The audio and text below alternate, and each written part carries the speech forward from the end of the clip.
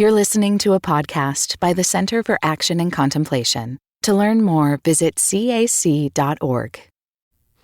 Greetings. I'm Jim Finley. And I'm Kirsten Oates. Welcome to Turning to the Mystics.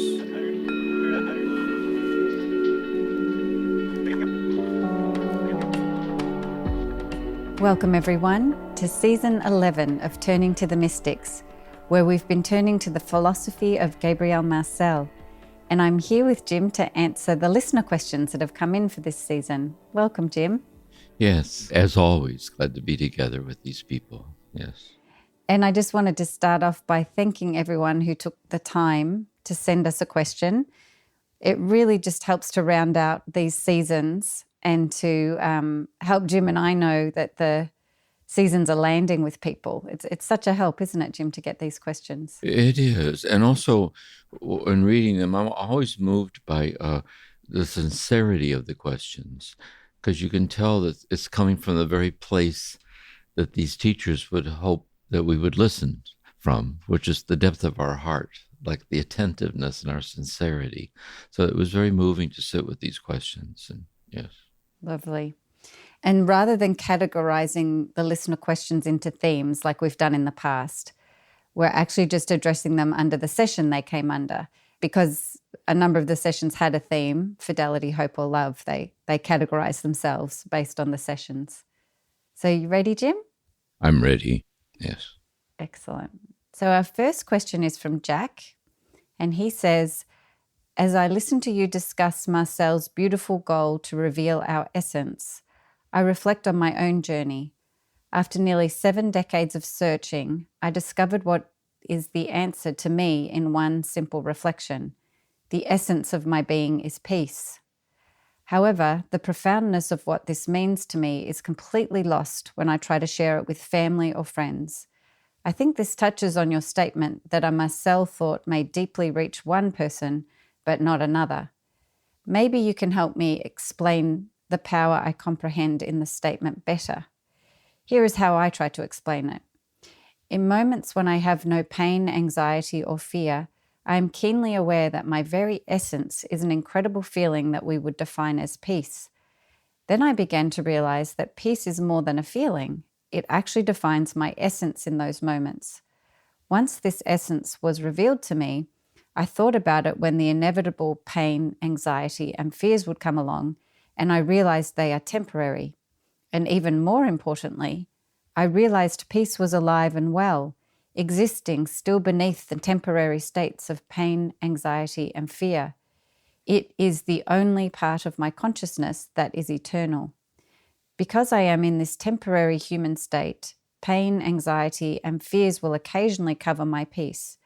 But now I know the peace is always there, and that tempers those temporary human conditions. The beautiful thing is that when I am released from my temporary human form, my pure essence will continue to be eternal peace. Yes, I sat with this, and here's what came to me, how I find this helpful, what you're asking here. The first is this. It's again bringing to mind what's at the heart of Marcel's teachings. That is, the nature of the self, myself, extends out into the nature of consciousness, the nature of love, the nature of reality, and ultimately the nature of God. And it does so because myself extends out into God, because the infinite presence of God is extending itself out into me as the very self of myself, which is the divinity of myself, my nothingness without God. And that's our very ontology, or our very being. The gift of the thou is when it shines through into consciousness, as we experience it. And how we would experience it is it's a metaphorical word that would differ from each person. And certainly one word is peace. My peace I give to you, not as the world give do I give to you, Jesus says, which is the peace of God. So I think it's that. I think it's the gift of a word. It's a kind of a sacramental way of expressing this unitive mystery of God's infinite self being given to you as the depth of yourself. The next thing is this, is that when we try to explain this to people, they don't know what we're talking about. It's a gift to be sensitive to this. Not everybody has that. The thou dimension of themselves is they're there in the mystery of who they are, but they've not been graced with the conscious clarity of that depth. That's why they don't understand it. It's not been given to them to know what you're talking about. So there's a certain kind of solitude in the depth of this gift. It's a kind of a solitary attentiveness that you can't really communicate it unless you're with someone who experiences it also, which is the gift of our being together on these podcasts, like kindred spirits, birds of a feather flock together. And so that was my sense of that. That's so helpful, Jim. And I hope that Jack experiences from you and us feeling seen and recognized. And I loved reading his description there. I found it very touching and helpful. I want to add one more thing, too. I do think that sense of aloneness and not being seen is we're somehow sharing in the aloneness that God feels and not being seen by us. And somehow that aloneness, there's something divine about the aloneness itself. Okay, next question is from Ruth. I love the idea that art is an encounter with the thou in a person, place, thing, or experience. It almost seems like a helpful way to define good art. But in practice, when seeking the thou encounter and making art, the artist is solving a practical problem, how to fulfill their calling and live as an artist. What happens when embracing mystery is itself the solution to a problem? I want to switch over from art to poetry for a minute. We talked about this before. We're going to be doing Rilke later on in the sessions. This person sends poems to Rilke and says, would you tell me if my poems are any good? He said, you're looking outward now. You must not do that. You must ask yourself in the stillest hour of your darkest night, must I write poetry? And if the answer is yes, you must build every moment of your day, even its most incidental moments, in fidelity to that. See, so that's the art. But what's always there is the craft of sitting on before a blank piece of paper and committing yourself to learning the craft. The craft, in a way, it's the problematic. How am I going to do that? How do I structure this? How do I do? And the same with the artist. But what's interesting is not craft as dualistically in the problematic order, but rather it's craft as that which incarnates the mystery, the ascesis or the discipline that channels the beauty flowing through your commitment to that discipline. And I think that's the distinction. They kind of intermingle with each other at that level.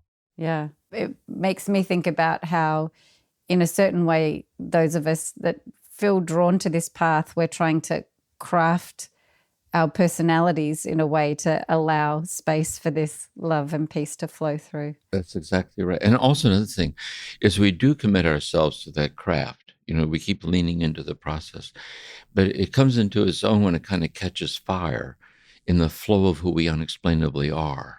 Yeah. When we find a natural way to express it, whether it's art or helping others or being a mother. Yeah. They all become a version of art, I guess. That's right. The artistry of the divinity of the day by day. Excellent. Okay, so next we have a question from Joseph. I'm wondering if Jim could explain in simple terms what is meant by seeing the thou.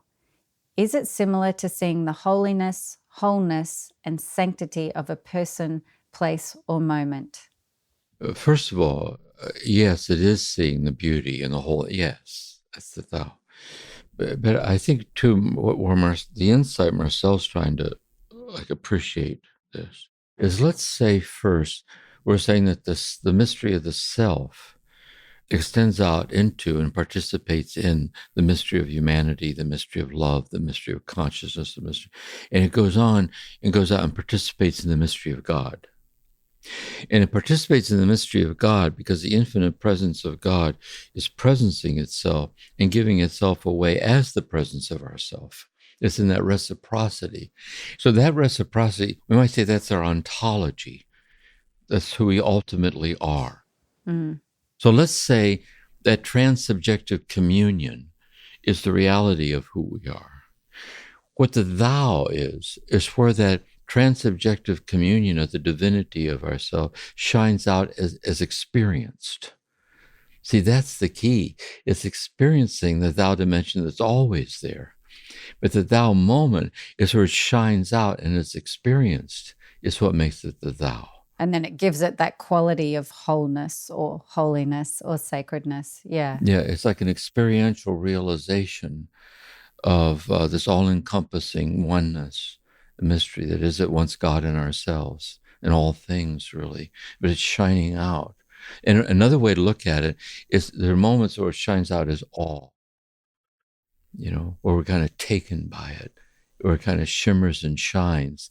But what we're experiencing is a reality that's always there. And therefore, in moments that we're not experiencing it, we live that it's always there. We live by it, even though we can be habitually established in the experiential realization of it's always there, even when we're not experiencing it. You have that knowing in your heart that it's true, even if you're not. Yeah. That you have that knowing in your heart, exactly.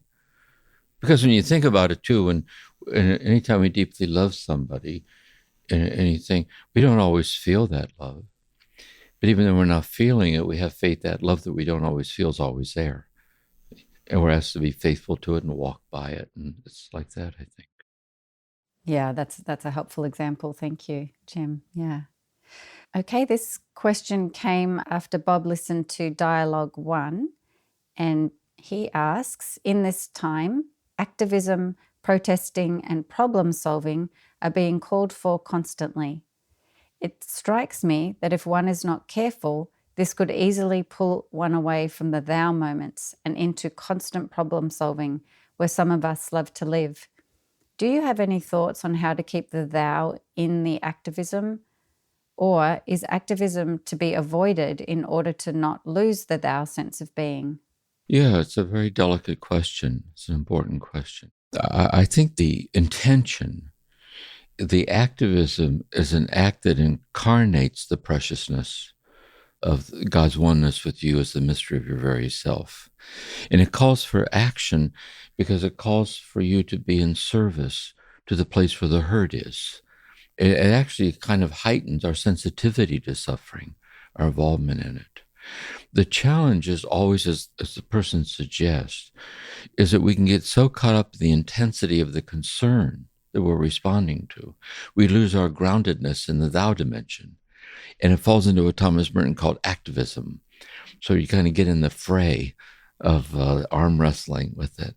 And so that's a delicate thing. I think it's a matter of our daily quiet time in the rendezvous and asking for the grace that our engagement is an engagement that will be the incarnate expression of the thou dimension that's being addressed in the healing of the suffering of a person or the community, whatever. So I also think another dimension of this, as long as that's our intention, and there's like a learning curve, we're always sensitive to that. That's a lifetime sensitivity that we cultivate. And we give ourselves permission not to be able to be consistently doing it perfectly always, because we get caught up in the moment. And that's the humanity of it.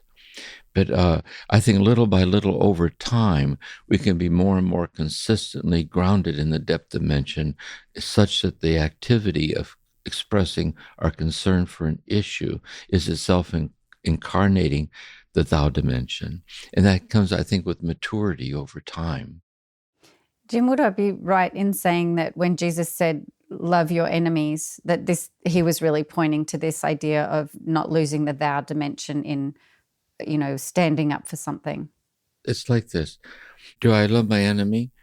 There's a very real sense in which I certainly don't love how they're treating me. Yeah. And I don't love what they're doing to me, and I shouldn't. Yeah. And so their activity is the enemy. And so what I'm to do is to realize, as misguided as their ways might be, and I also need to protect myself from their behavior. That's the whole mystery of boundaries and justice, and I need to be realistic about this. But at the same time, know that in the deep down depths of that person, their hurtful behavior is how misguided and disconnected they are from the thou dimension of who they are, where they wouldn't be treating me this way. So at one level, I have to always be setting the boundary. And at the other level, I'm setting it for the truth of being grounded in the thou. That's why I like Richard Rohr saying in the Bible, Jesus never said, blessed are the nice. Some people are always so consistently nice, you don't know how they feel. So if anger is a God-given emotion that restores the boundary that was violated, there's a kind of a grounded anger. It's not revenge, it's not hate, it's not reactivity. It sets the boundary. And that's why I think people too, in the contemplatively grounded people in the political realm. I also think as a therapist where I'd work with trauma, you can see the delicacy of this question, how important it is to discern. Yeah, that's really helpful, Jim. It is so subtle in all the ways you have to approach something like this. Yeah. I was talking to somebody recently and he said, when I get involved in hating what they're doing, it slips over into hating them. And my thought is, yes, I don't hate them, but I do hate the way you're acting hurts people. I hate that. Yeah. Or put it even stronger, it isn't that I hate it, I deeply regret it. And therefore I want to square off with you and hold my own and confront it. So this question came in after session 2 on fidelity. And this question comes from Brian. I'm very grateful for your discussion of Marcel's take on fidelity. And I found the example of visiting the dying friend at the hospital to be very moving. I have been struggling with some anxiety recently and came across some passages from Merton's book, Contemplative Prayer, page 75, that trace anxiety back to infidelity. And here's the quote: "The real import of dread is to be sought in an infidelity to a personal demand of which one is at least dimly aware. The failure to meet a challenge, to fulfill a certain possibility which demands to be met and fulfilled. The experience of dread, nothingness, and night in the heart of man is the awareness of infidelity to the truth of our life." In your clinical experience, have you observed a relationship between anxiety and infidelity? If so, would seeking out fidelity in my life perhaps be a pathway towards overcoming anxiety? Where would I begin? There's a kind of a helpful level of anxiety in that we're careful not to be presumptuous, that we kind of just assume we can already know the answer. And so anxious is really a kind of a humble guardedness, or a very humble awareness of the limitations of my inability to be fully present to what's happening. There's that. The next level for me is that while that's true, I need to do my best to be as insightfully grounded as I can be. And I think the third level is sensing that the sincerity of those first levels are there. I need to be free of the anxiety that what if I'm doing it wrong? It's the prayer of Thomas Merton. I don't see the road ahead of me, and I don't know where I am going. And the fact I think I'm doing your will doesn't mean I'm actually doing so. But I believe that the desire to please you does in fact please you. And I hope I have that desire in all that I'm doing. And he says in the mystical part, and he says, if I do this, you will lead me by the right road, even though I don't know anything about it. Mm-hmm. That's a deep statement. For you'll never leave me to face my perils alone, but you'll never leave me to face my perils alone in a way that I'm not able to comprehend. And that's the subtlety of it, I think. Yeah. Can you speak a little more to that idea of dread, Jim? It's interesting. I'd have to look at the passage that he's referring to. But there's another passage. He makes a distinction between dread and compunction. Of my understanding, the passage that I'm aware of, and I have to compare it to this passage, is that dread is the experiential realization of the fragility of our very existence, like a flame that flickers in the wind, which means we're not yet aware of the deathless thou of ourself, like the precariousness of the approaching death. Dread is that in this kind of fragile, flickering existence of myself, my compunction is that I'm a fluctuating fragility that's unfaithful to the gift of myself and my fragility, is compunction. And he says a contemplative community is a community of people gathered together for what no one in the community can do, which is the grace of God that shines out in the brokenness. So when this person asks about where would they start to help find this fidelity in the midst of their anxiety, it's really getting back to that daily rendezvous. Yes, and I think maybe you put it this way too. is that we're always working on not having the onus, not having the gravitas be to the extent to which we're being faithfully true to what we're called to be faithful to, but rather we're in the faith of God's infinite fidelity to us, loving us in the misguided efforts to be faithful. Because otherwise it's ego. See, am I clear-minded yet? Am I this, that? I mean, but I'm handing myself over to the love that's infinitely in love with me, in the sincerity to be faithful in the midst of the ways I'm still vague and confused, because I'm just a human being that God's infinitely in love with. Yes. I think that's the thing.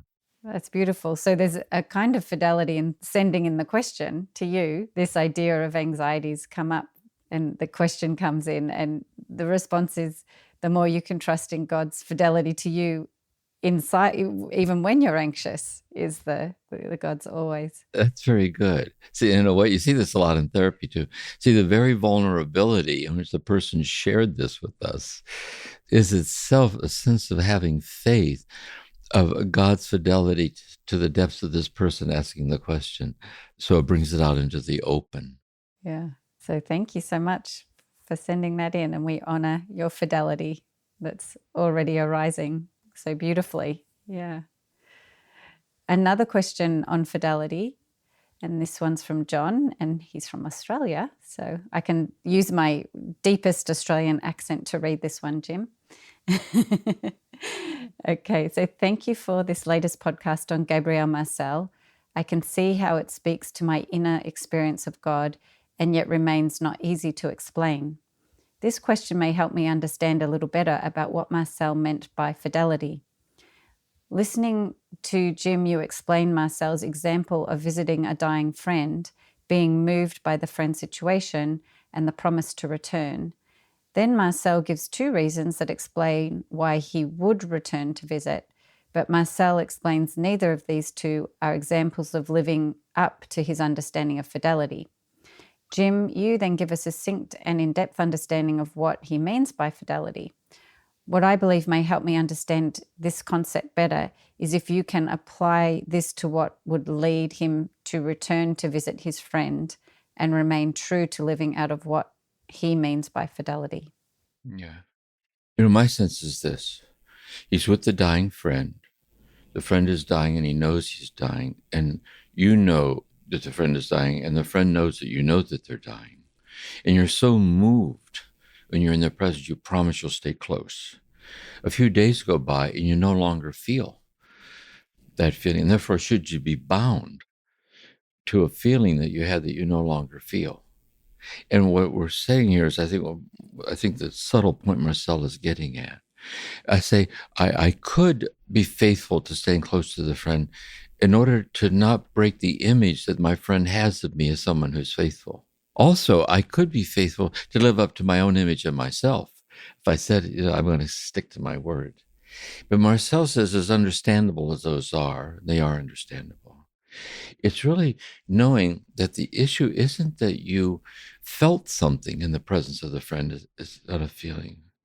Is it that when you were with the dying friend, the thou dimension of the dying friend came shining out experientially. And likewise, as it came shining out, it awakened the thou dimension in you, in which you said you'd stay close. And that's what you're faithful to. And so I think the point is this. I think it's a subtle thing. There's a kind of an integrity of being faithful to an interior illumination that we can't explain or comprehend. But there's a certain integrity, and to be faithful to it. And I think this is true in a relationship, or it's true of, like when I was a therapist, or even giving these talks.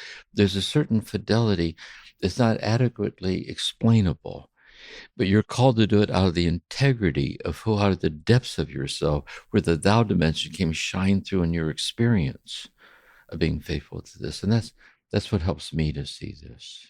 And Jim, we're really here in the realm of what we call discernment in Christianity, this idea of discernment. And it's bringing me back to that question on art. And we were saying, there's the craft. It's almost like the craft of discernment. And do you think that's quite an individual craft to learn it in your own being? I do think that. I mentioned that there's this woman I was seeing in therapy who was an artist. And she was talking about art school that she went through, like learning art and all of it. She talked about the anarchy of the ineffable when the paintbrush moves across. John Cage says the artist doesn't get into the seriousness of art until they get to the point they no longer know what they're doing. He said, otherwise, it's craft. Rollo May's book, The Courage to Create, is the courage to lean in the unforeseeability of letting something unfold within you that you don't yet know what it is. That arc is something like the divinity of yourself. And you can tell when you're in the presence of art that it's not just craft. I think that's why we go to an art museum and are quiet, because we can kind of sense this came from a very deep place in the person. And when I sit with the art, they help me to see the deep place in the ordinariness of myself, and a flower or the hillside or whatever. Yeah. But the craft is important to be able to reveal the art. And I'm suggesting discernment is a bit like the craft to reveal the art. It's like with me, I had psychotherapy in trauma for years, but I was in doctoral studies for 5 years learning the craft. Yeah. But it's the craft in the service of the artistry that transcends the craft. And you can kind of tell when you're in the presence of someone for whom it's still a craft. There's a kind of a mechanistic feel where they're just going through a sequence of shoulds rather than a person who's coming out of the craft has internalized a certain stance that goes beyond the sum total of the craft itself. It touches the depth of the person who's hurting. And so would you say, Jim, in this description that Marcel offers and you helped us understand, there's a little bit of the craft in there. Like I can check in, am I doing this? Like I can check into myself and go, is this coming out of my need to have a certain image? Is this coming out of, and that's kind of the craft of discernment.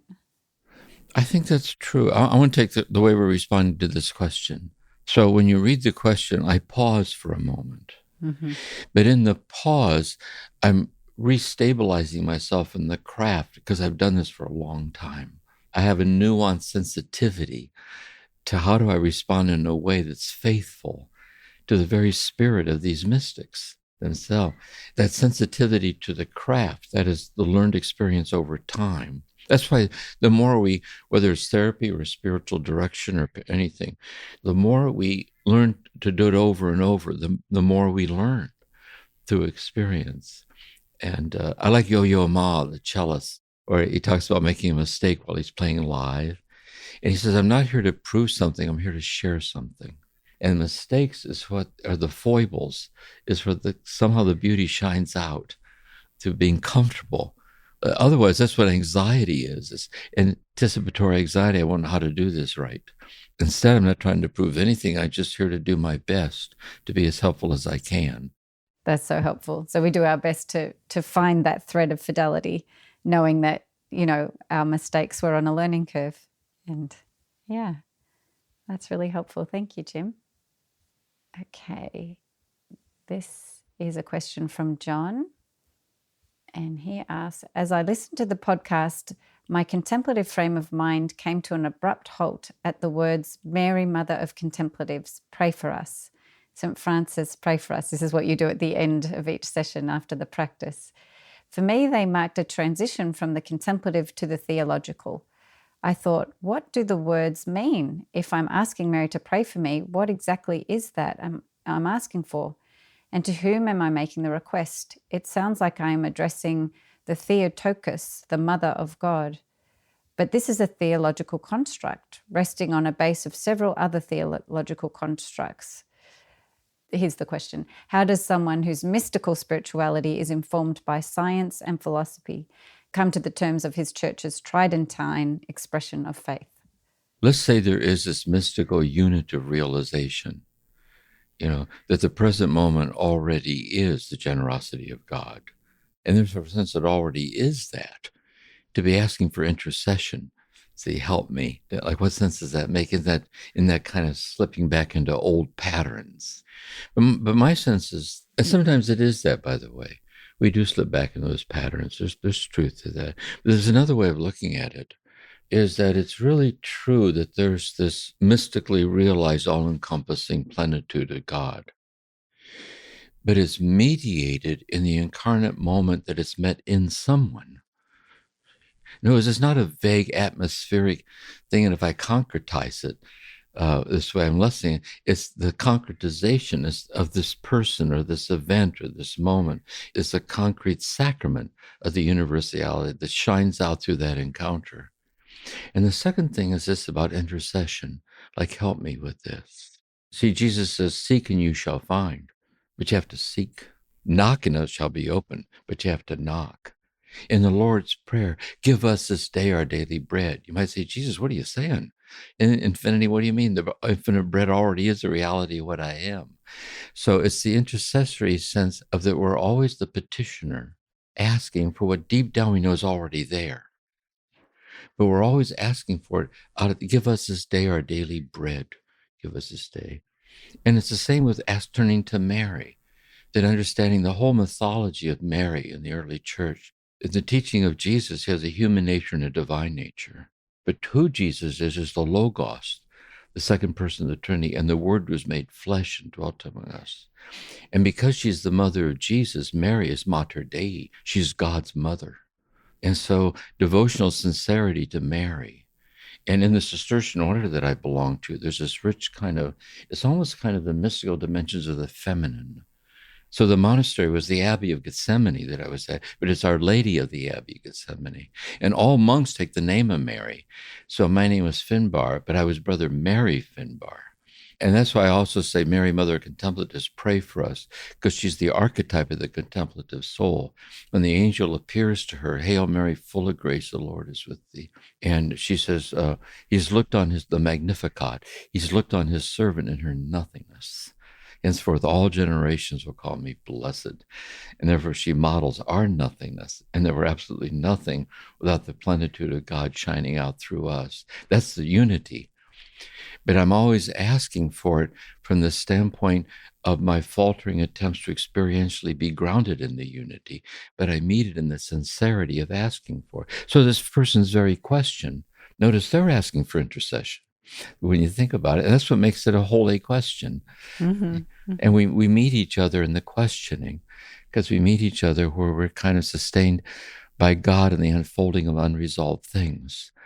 And as to say, sincere. Yeah. But if those things don't feel authentic to you, or they don't work for you, those particular things like Mary or... I thought of that too, yes. If it doesn't seem authentic to you, if it doesn't apply to you, forget it. Yeah. Mm-hmm. Take a walk. You know what I mean? Because you have to live according to the light that you've been given. Mm-hmm. And if that doesn't make sense, why fool with something that doesn't make? But what you can do, if you care to, is ponder. It doesn't make sense at one level, but these people aren't stupid. Mm-hmm. It isn't. Right. Why is the church so dumb that it's saying these things? Because it says them over. You know, when Pope Francis died recently, he wasn't buried at the Vatican. He was buried at this little chapel devoted to Mary because he wanted to be buried next to Mary. There's something mystical about that, about the divine motherhood of God. You can have Brother Mary Finbar pray for us. That's exactly. If I'm ever canonized someday, people might say that. You know. There you go. And of course, I will help if you ask. For my celestial plenitude, I'll come to your aid. Fantastic. Well, I hope it's a long way off. Yeah, well, see what God has in mind. Okay, Jim, next question is from Rory, who's writing into us from Dublin in Ireland. And the question is about a passage in the book that I don't think you focused on, but it's in Gallagher's book. So the question is, the words of Gallagher, fidelity creates the self. Might one rephrase this to say that fidelity realizes the self? Here, realize has the double meaning whereby fidelity brings about or grows the self and brings a greater understanding or realization of the self. The term create implies that fidelity takes on the action of God. Second, if we look for an example of love as both a recognition and an assertion of illimitable presence, and as fidelity to thou and I, to the communion of self in the other one and in oneself, One finds it in the act of giving one's life for the other. Jesus is the exemplar of this willing action, dying on the cross as an expression of love for all beings. But we also see a coming together of fidelity, hope, and love in the willingness of the parent to give her or his life for the child. Yeah, this is a subtle point, really, I think, but it's a good one. Is we would say, yes, that it's not so much that fidelity creates the self, but moments of fidelity actualize in manifested ways the mystery of the self is it's eternally created by God, stepping forward to actualize the creation. But there's another way of looking at this, is that if I'm thinking for some reason too of a singer who steps forward to sing, and especially if the singer's gifted and they sing and the whole room is moved by it. So in a way, it's like an event that's happening. It's an experiential event that in some sense is in time, is actually in the moment being created. But it's a moment that's actually created in the moment that actualizes the eternality of the beauty of the song. So somehow God is the infinity expressing itself as the actualization of that moment of where we're moved. And God's the immediacy of being moved. That's why the moment we step back to reflect upon or to define it, we've just stepped away from the immediacy, because that's the infinity. This is why Gabriel talks about how incarnate it is, or it's always concrete. It's not a theory. See? It's almost like the divinity of phenomena itself, of the act itself. Yeah. Yeah, I love what you're saying, that it's found in the immediacy of the present moment. You can't grasp it. You can't kind of, yeah. So God's the infinity of that immediacy. Yeah. And that immediacy is the incarnate presence of God. Mm-hmm. So it's that nuanced, layered meaning of the word create. And in fidelity, in a moment of fidelity, we recognize it, but not as something we can analyze, understand it, but we experience it. That's right. Notice something also, and I think they are, again, a singer or a piano, like a concert pianist. Also notice what's very interesting is they need to step forward and be completely there. It isn't as if I've done this so often, I'll just kind of do it and go have lunch. They have to step forward in the totality of being completely present so that the music might flow through their fidelity to it. And I think it's that immediacy of the presence that accesses our presence, and we're collectively moved this way. So I think that's another nuanced sense of it for me. Yeah, that's helpful.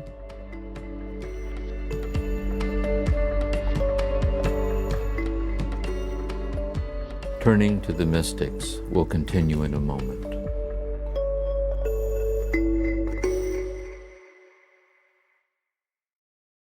Discover a new way of being in the world based on the belief that life is sacred, precious, and connected. Enroll today in our new 12-month online program, Essentials of Engaged Contemplation, from the Living School and the Center for Action and Contemplation. Co-create a space for authentic connection with trained guides, supportive community, and CAC's renowned faculty. Enroll at cac.org/EEC. Okay, well, Jim, we're now moving to questions about hope. And the first question is from Les. Jim stated in part, the darkness which is the unawakened part of ourselves. Specifically, what is the unawakened part of ourselves, and why is it darkness to us? This would be my sense of it. If I'm in a situation, the darkness is that I think the nature of the situation is nothing more than what I'm able to experientially realize it to be. It's just nothing. It's like a conditioned state. So I'm in a conditioned state in the midst of a condition, and it's nothing more than that. And that's why I think then everything depends on, can I get through this or not, or how can I do this? Because I'm absolutizing the conditioned state, rather than saying instead the concrete immediacy of the conditioned state is the incarnate manifestation of the unconditioned that's shining through this conditioned state. And I think that's the difference.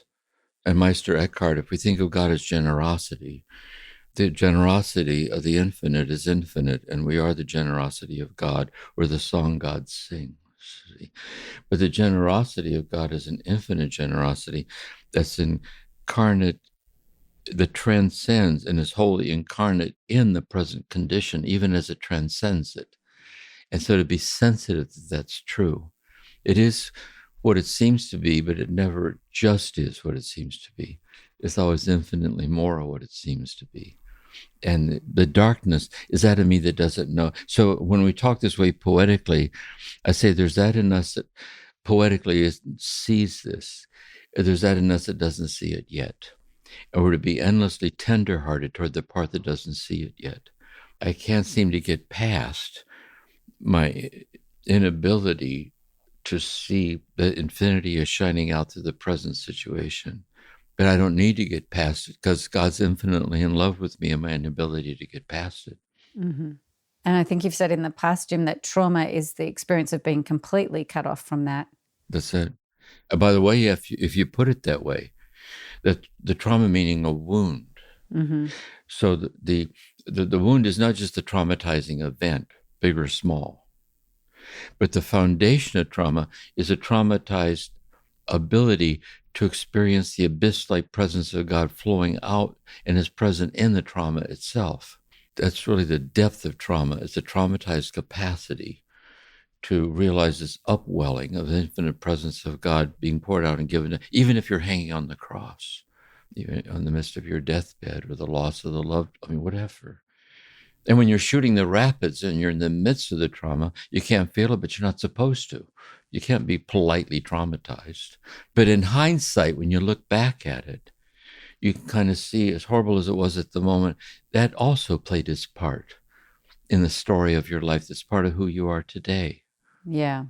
That infinite presence kind of arises from the darkness, and it can do it from in your mind's eye, looking back on the event. Yeah. And I also think there's something else too, is that when we do get reactive Mm-hmm. this way, like we're overtaken by something, we're just human. We can kind of know, yes, I am reactive right now, but I'm having an episode. Mm-hmm. And I need to take a long walk or a long hot shower, get some herb tea, talk to a friend. And so I can contextualize the scary thing and see it within a context and not be so flooded by it. Because to be flooded by it is to be traumatized. That's what trauma is. Would you also say, Jim, even for moments where you are in more of a connected state to that infinite ground, because it's infinite, so there's like a humility that comes with this path of that God's infinitely knowable, even though experienced in the present moment. And so we can always be open to more of God. Yeah, that's very good. We talked about, Marcel talks about this too. He said a certain attitude must be brought to the portals of thought, humility. Because humility is the realization that however much I am able to experientially comprehend it, what I experientially comprehend, and there's even more of it because it's infinite. That's the stance of humility. Yeah, I really love that. The next question is from Eva. After listening to the session about hope, I'm still unclear what I can hope for when my child has a complex health condition and she deeply desires to have a partner but struggles to find one. What do I hope for when my heart aches? One way of looking at it is this, that you would hope that your child would be able to move into a healthier place. You'd also hope that maybe someday she'll find the partner to spend her life with. You would hope for that because you love her. But what hope in a Marcellian sense is it includes that. But it's to know that nothing's lacking in her lack. And nothing's lacking in all that's lacking. And it's because you love her. You don't love her any less because she lacks. That the very love for her is a plenitude that transcends what she's lacking, because she's not reducible to what's lacking. She's irreducible to who she is as the one that you love. Yeah, that's bringing a tear to my eye. That's beautiful, Jim. Mm. Yeah, and there's another little piece of it too, is that maybe that you would hope for her, your child, and for you. Let's say she never gets past this painful struggle. She might not. And let's say she never does find somebody, and she might not. Is to know that somehow the mystery of that is also folded into the mystery of God in her life. Mm-hmm. And that she would come to a certain kind of the peace that surpasses understanding, of being sustained in a peace that isn't dependent on getting past it, because you're not yet past it. Yet there's a peace that sustains you in your inability to get past it. I think there's that also. Mm. Yeah. Mm-hmm. And to know that God's the one in charge. It's all unfolding inside of God. So one level, it's ultimately trustworthy. That's right. And I think this is what Paul meant when he said, I have a thorn in the flesh. And the things that I want to do to be true to this love, I don't do. And the things I don't want to do because they compromise my fidelity, I do. And I asked God to remove it, and God said, leave it there. Because the thorn is where you learn to depend on me. Because if you could take the thorn out, you're depending on yourself. You know, the thorn in the flesh is our teacher. Yeah. Some people have much harder thorns. They do. It's important to realize that too. And the reason it gets so big, that's what trauma is. The thorn is so big, you're flooded by the thorn. And this is why you're always searching for someone to help you find your bearings and to stabilize it. And someone sees you in your pain, can help you out of that place, that we dare not romanticize it or speak about it in spiritual terms, is to be deeply disrespectful of the person's pain. We have to meet them. I'm so sorry you're going through this right now. So they know they're not alone in the painful place. Yeah. I love what you're saying, because God's love and presence ultimately matters, but our expression of that to each other matters very, very much. That's right. It can be really helpful. Yeah. So now we have some voicemails to listen to, and the first one is from Trey. In my study using William Barclay's commentaries, somewhere in one of those commentaries, he indicated that the Greek word for hope that is used in the Bible is certainty, is translated as certainty.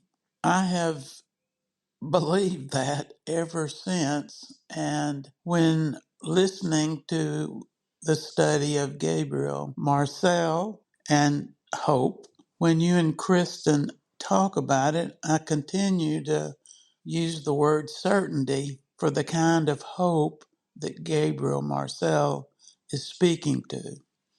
I would like you to reflect on that. Thank you so much for being our spiritual teacher for the last 2 years. Thank you. Yeah, that's very good. You know, St. Paul too says faith is the substance of things hoped for. So at one level, this is how Marcel kind of starts out. Hope refers to a hopeful outcome of an unresolved situation. Like, I hope this turns out this way. And that's real. There's a certain kind of hope. There's another kind of hope in that someday I hope that someday I'll learn that there's nothing missing. See, there's nothing to hope for because nothing's missing. See? And that's the certainty. We shared the story too, I think, in the reflection. Sister Macrina Whitaker, this Benedictine nun that I knew, she was asked to submit an essay to a collection of essays on things you're certain of. And so it was a collection of essays from politicians and actors and so on. And they thought they'd ask a Benedictine nun what you're certain of. We were talking about this. And she said, the things that I used to be certain of, I'm no longer certain of. The things I'm certain of that I'm still certain of, I'm no longer certain in the way I used to be certain. And I'm fairly certain this will continue. But then she said, and then this is the mystical part, the hope this person's talking about, but there's a flame that burns in my heart. And I live by that. It's already the fulfillment. It's already shining out to the unfulfilled. And that's yeah. Yeah, lovely. That's a big thing. Yeah, it is. Thank you for the question, Trey, and for your speaking it in your own voice. It's so lovely to hear people's voices. So next, Jim, we're turning to a voicemail from Julian, who has a question about hope, a really deep question about hope. And he also shares a piano composition that he created. And then at the end of the episode, we'll play the full piece, which was only a couple of minutes. But thank you, Julian, for sending that in. And now let's listen to the question. I really want to stay grounded in the hope that Marcel talks about that extends past circumstance. My question is, on a practical level, how might we do this especially in utterly devastating situations. For example, I saw a play where a Buddhist monk walks in agony down the street shortly after the Hiroshima bombing. His skin is horrifically damaged, and in despair he shouts, "There is no God, and there is no Buddha."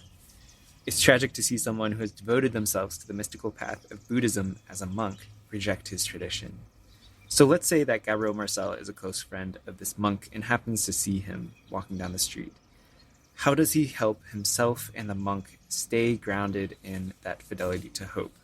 This is a practical question about putting philosophy into action, and suppose that they will stay together for several weeks or months. This question has been on my mind in a really significant way these past several months, and often I process ideas with piano music. So I want to share this musical composition that will help you understand what this question means to me on a deeper emotional level. That's a very good question. Here's what comes to me. Person's running down the street, flint burned, like there's no Buddha, there's no nothing. I'd have to say, is you're right. If by Buddha, I mean the Buddha that protects the horrible thing from happening. This is in Christianity too, when the mystery of the cross. Whatever it means that God takes care of us, it doesn't mean that God takes care of us. As in preventing the cruel thing, the unfair thing, the brutal thing from happening. Look what happened to him. And so we have this imaginary sense of a protector. When we're unprotected, we lose our faith. And so there is a certain point then of losing our faith. But what we're really losing which is a very fragile thing, see, because a person's lost. So, but if you're that person, you're with them in the lost place. That's why I say, when we risk sharing what hurts the most in the presence of someone who will not invade us or abandon us, we can learn not to invade or abandon ourselves. And you sit with the person. You don't lecture them. You don't preach to them. You're just with them in no Buddha. See, you're with them. But notice, by the very fact you're with them in no Buddha, little by little, the person suggests over time, that's Buddha. I share this story too, that, the story of Buddha and Jesus are similar in that they both had this deep spiritual awakening. And Jesus was an itinerant preacher for 3 years preaching the good news and died. The Buddha had this awakening. And in the Great Awakening, he was an itinerant preacher turning the wheel of the Dharma to free all sentient beings from suffering. And he lived into old age. He became very elderly and fragile. And the story is that he died of, the historical story is he died of accidental food poisoning. And when his attendants saw what happened, of course, they were very upset. And they said, we're going to go tell brother the cook, what happened. And I'll paraphrase it, what the Buddha says. He said, don't do that. He said, our brother, the cook, already has self-esteem issues. If you tell him he killed the Buddha, he'll be in therapy for years. He says, but besides, what's better, a meal lovingly prepared to nourish the body of the Buddha, or a meal lovingly prepared to send the Buddha to his final liberation? That's the light of the resurrection shining in Buddha language. So when we're with that person who's hurting, that's the fear that we won't be seen because we can't see ourselves. So, but sometimes you're in the presence who sees in you a preciousness or a presence you're not able to see, and they can be your way back to yourself. This is a deep part of deep trauma work has to do with this, actually. It's a deep question, because also in that example, the physical pain is very, very real, so that you're physically suffering, and that's challenging. Yeah, I want to say something else about physical pain, because I work with people who have chronic pain, severe pain. If the pain is intense enough and goes on and on and on, it'll bring you down. Mm-hmm. You can see the inner logic of suicide. But if you're burning to death, you have a gun in your hand, might you shoot yourself? You might. As the sometimes a suicide, it's always tragic that they couldn't find a resource that's bigger. But in a way, it was their paradoxical way of taking care of themselves and being delivered from the unbearable. And so you see the layered subtlety of these questions. And what we're always hoping for, at least, is if we're unbearable pain, it's a journey. I've worked with people with unbearable physical pain, chronic pain, and also unbearable psychological symptoms too. Severe depression goes on and on. It's a hero's journey. And sometimes, even though they're hurting like blazes and they hurt, sometimes you can tell you're in the presence of someone who's found a sustaining presence being present to the unbearable. And I don't know, it's a very mysterious dimension of humanity it's important to be aware of. Mm-hmm. And by the way, are they going to be able to sustain it? Maybe, maybe not. That's not the issue. The issue is the subtlety of the question that's being raised. Because even if they lose it at the end, the presence of God doesn't lose them. Now, this is our last question on hope, and it's a voicemail, and it comes from Jimmy. I am wondering what Gabriel Marcel might say about a predicament I'm having. I'm finding in my morning quiet time or rendezvous with God, my prayer has been much drier and quieter, and I'll say like formless. And it's not accompanied by discouragement or frustration. It's simply just less requests, less focus on the practical, hope this goes well, hope that goes well. And it is relatively new. So I'm wondering what Gabriel would say about sort of entering this new phase and how I can respond to it. Thanks. First of all, I'm assuming that this shift that's happened in your prayer is not related to things going on in your life around being depressed or an ability to feel pleasure. I'm assuming that's not part of this, without the essence of it. And so what I would say, if we go back to St. John of the Cross, you could listen to when we did John of the Cross, but also in the ascent of Mount Carmel, because the essence of St. John of the Cross is this. He said, what happens, he calls us, we find our way to God in a passage through a dark night. And the dark night is, to say it poetically, is that God sees we become too overly identified with the finite ways of experiencing the presence of God. That is, our insights, our consolations, our motivations, our intentions, efficacious unto holiness. So what God does, therefore, is God, as a gesture of love, removes the ability to be consoled. And also then God removes the ability to understand anything. He says in the Ascent of Mount Carmel, Book 2 on faith, he said, if someone born blind were told about the color yellow, they would know through faith that the color yellow exists, but they wouldn't, being born blind, know what the color yellow is. He said, this is the way with God. We say God is eternal, God is love. But we don't know what it means. We do not know what it means. And so what God does then is God sends us into a quiet, it's like you go to your rendezvous with God and God doesn't show up for the rendezvous. And if you don't panic and listen deeply in this darkness or this loss of reinforced feedback loops, he says, oh, night lovelier than the dawn. He said, what's actually happening is that your finite eyes are being blinded by an infinite light that utterly transcends your ideas, transcends your consolations, transcends your, which kind of moves towards these mystical states of mystical marriage and so on. So it's a grace. See if it speaks to you or not, John of the Cross, and walk with it. And see, it's played a big part in my life, actually. Yeah. It also reminds me, Jim, of Teresa of Avila, who I really resonated also with her path when she talks about the prayer kind of being stilled in the fifth mansion, where she talks about suddenly, and I think she calls it the prayer of quiet. Yes, what Teresa says, she uses the example in the fifth mansion of the caterpillar, the silkworm, and the butterfly. So the silkworm spins this cocoon around itself and disappears, but it comes out as a butterfly, flies away. She says, who would believe it?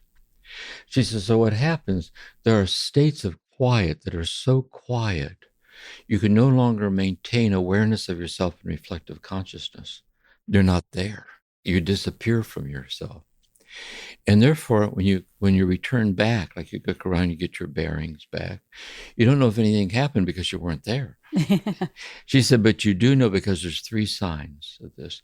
One, there's a certainty that you were in God and God is within you, and you can't explain it. The second sign is you only want to do God's will. And she said, thirdly, you're like a butterfly with tattered wings. Everything you land on, see, this is not the beloved. This is not the beloved. This is infinitely less the infinity of the beloved. But when you accept and realize its nothingness compared to the beloved, you realize the presence of the beloved is shining out in the thing's nothingness. like the divinity shining out through the poverty of everything, which is the mystical state. Yes. Yeah. This reminds me so well of how, because Jimmy said he's listened to all our seasons, but isn't it amazing that you listen to them and then something changes inside of you? So this prayer that he used, the word formless, it's become formless. And now when he goes back and listens to Teresa of Avila and John of the Cross, it means something very different to him. And I love that about these teachings. Me too. Another thing I think also, because these things are inherently subtle, and they're hard to find anyone to talk about. But when you read or listen to the mystic, you can tell they're talking about what you're experiencing and you can't explain it. Yeah. And that's the power of the recognition of something. Mm-hmm. Fabulous. Jimmy, let us know how that resonated and if you find something good in Teresa or John of the Cross. We wish you well on your journey. We're in deep water here. Yeah. So it isn't like, next question, please. Yeah. Let's move on to the next one. It isn't that way. We're just barely touching on the depth of the sincerity, hopefully in a respectful way that sheds light on it. And it's important to see that, I think. Yeah. You do a beautiful job of that, Jim. I really appreciate it. Yeah. Big questions. And another one here. And now we're in the realm of love, moving from hope to love. So this is from Sally. And she writes, I scared myself half to death this morning when listening to the session on Gabriel Marcel. I thought I should send in a question in case there are others who might be having anything like a comparable response. I've been listening to this session as my dog, Alameda, has been suffering through the final stages of cancer. I had to end her life 2 days ago. So I write this in the very early stages of mourning her loss and losing her physical body. As I've followed the season, Alameda has been the beloved thou that has first come to mind during your sessions. She was lying near to me most of every time I listened. Everything you have said about the I-thou relationship has fit my relationship to her perfectly and given me much solace as I witnessed her rapid decline in the past several weeks. Today, however, when I was listening, the comments about the itness of the physical body, I thought immediately about her dead body, which had been carried out the front door of my home so recently. When I began to reflect on how her body was her itness and so was gone forever, even though her loving spirit would never die, I felt a deep confusion and panic well up in me. You see, I was realizing that I couldn't and never had imagined Alameda as anything other than a body. I realized that although the earlier sessions I had imagined her as nothing other than a beautiful body of fidelity, invincible hope, and love, I couldn't dissociate these spiritual qualities from her bodily character. And I'll just leave it there, Jim. Any thoughts or reflections on that? Yes. I'm touched by this because my youngest daughter, she had to have her dog put down. And the vet, she said the person was very kind and sensitive. Do you want the dog to be on the tip? She wanted to hold the dog while it died. Wow. And it was just 3 days ago. Yeah, And so sad. but she saw that the dog was suffering so much, so much. So she talked about she's still in the intensity of it.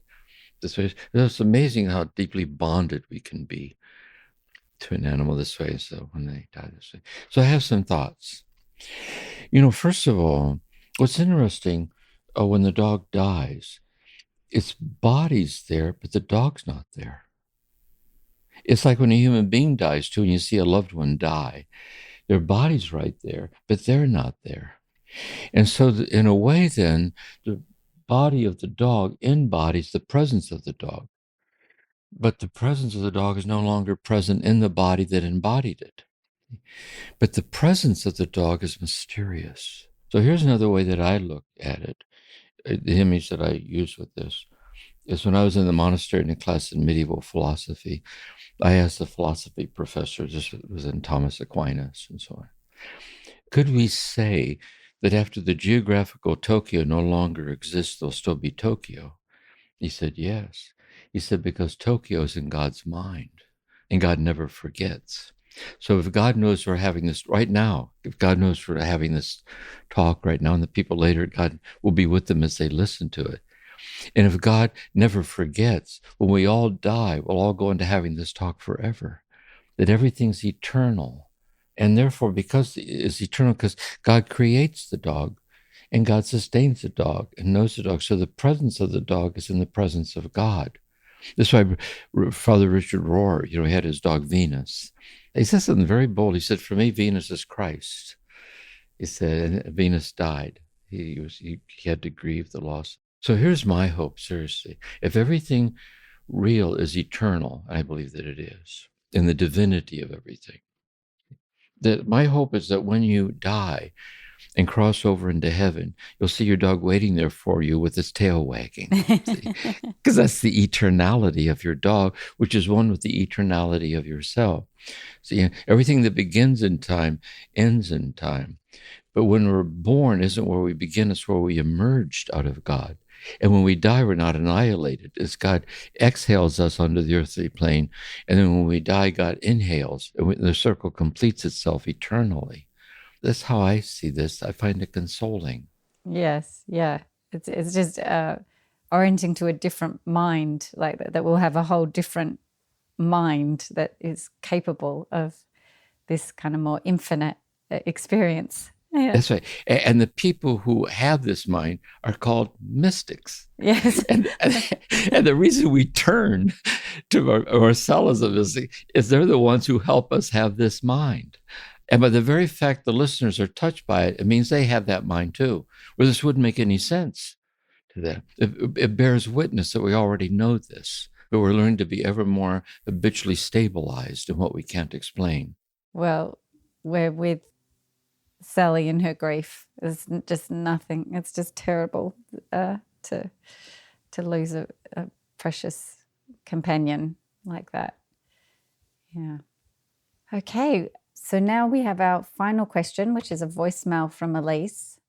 My question is how to sustain what you're saying in the midst of despairing and heart-wrenching situations that just tear at the soul, wounds to the soul, where you just, have no understanding of what's happening. You don't understand why you have been rejected and, kicked to the side and just treated in such a terrible way, really.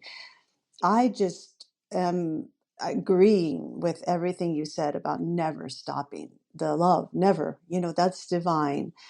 I guess I just wonder, could you address that desperation, that, terrible feeling inside where this continues to repeatedly happen to you, even though you extend love and more love and more love, because, that's what life's all about. So thank you again.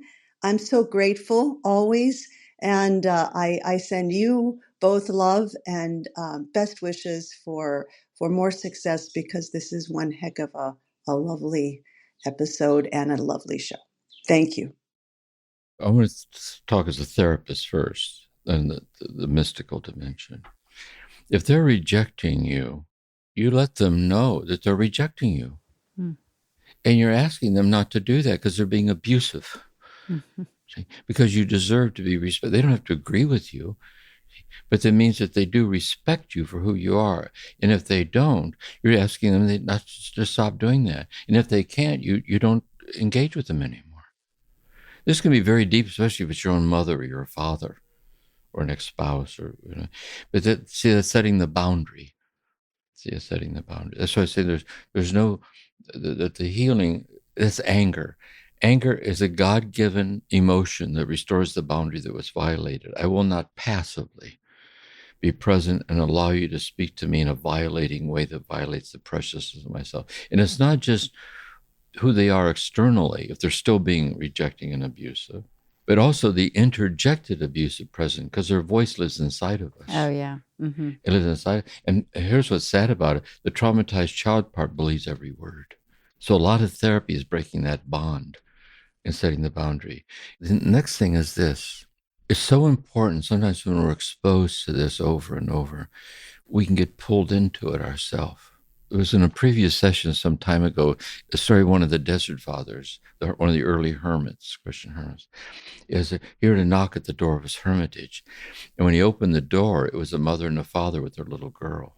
They said, we're sorry to intrude on your solitude, but as you can see, an evil spirit has turned our daughter into a donkey. And the hermit says, well, come in. I see, come in. And so he had them sit down. He asked the little girl if she was hungry. She said yes. So he fixed her something to eat, and he sat down and talked with her while she ate. And when the parents saw how lovingly he listened to her and talked to her, he saw the evil wizard didn't turn their daughter into a donkey. The evil spirit put a spell on them in believing their daughter was a donkey. And when they all left, they were so grateful to have her daughter back. And she was grateful because it's hard to be a little girl when your parents think you're a donkey. And that's the deep part. And that's the trouble. We buy into it. We internalize the rejecting voice. And in a way, we're being reparented by abuse. And it's amazing how deep that bond can be, how to break that. So I think insights like that help me to see this. Because this question's asking about sustaining love, but what I'm hearing in your answer too, Jim, is that anger is a way of sustaining love because it's standing up for the thou-ness of yourself in a way, honoring your own thou-ness. It is, but there's something else too. It's also honoring the thou-ness in them, because God's infinite love for them as the thou is invincible, but they become lost in hurtful patterns. So you set a boundary to the pattern, but in setting to the boundary to the pattern, it doesn't mean that you forget that God's infinitely in love with the hurtful person. So does Bishop Desmond Tutu. See, we always hate the hateful act, but we never hate the person who did the hateful act. Father, forgive them, they know not what they do. This way. That's a subtle thing. It's true. It honors them too. I like that, what you're saying, because you're inviting them to be a better version of themselves, which is to recognize the dignity of themselves and the truer nature of themselves. That's right. See, because if you go along with it, I know this gets complicated in real life. I'm not saying this is easy. Yeah. If you go along with it, you're in collusion with going along with it because you're actually reinforcing the rejection of you because you're going along. You give external compliance to avoid being attacked or abandoned. But when you set a boundary, you're giving them a chance to listen to themselves. And just maybe it might help, maybe not right away, but in a way, you modeling that boundary might help them to be more grounded and aware of what they've been doing. Yes, that's so helpful. You said earlier about how Jesus never said, blessed are the nice. And this is that niceness isn't the equivalent of love. Yeah, because sometimes love requires a boundary and holding fast. Yeah. Very helpful. Well, we've come to the end of our listener questions. What wonderful questions. And yeah, thank you to everyone who sent us a question. We don't get to them all, and but we're really grateful to read them and know how you're tracking with us. So thank you. And thank you, Jim. Thank you to Dorothy and Vanessa who are in the background today. Before we close the episode completely, I wanted to bring us back to Julian's beautiful piano piece, and we're going to listen to it as we close out the episode. And see you next season. Yes.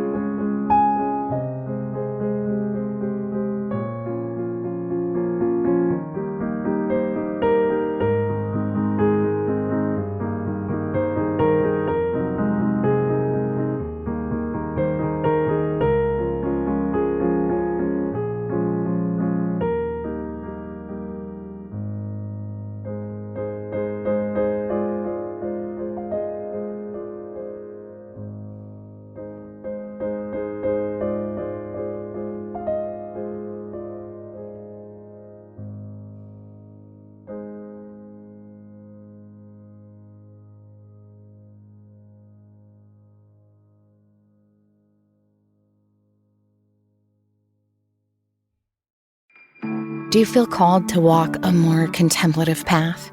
The Center for Action and Contemplation is an educational nonprofit supporting the journey of inner transformation.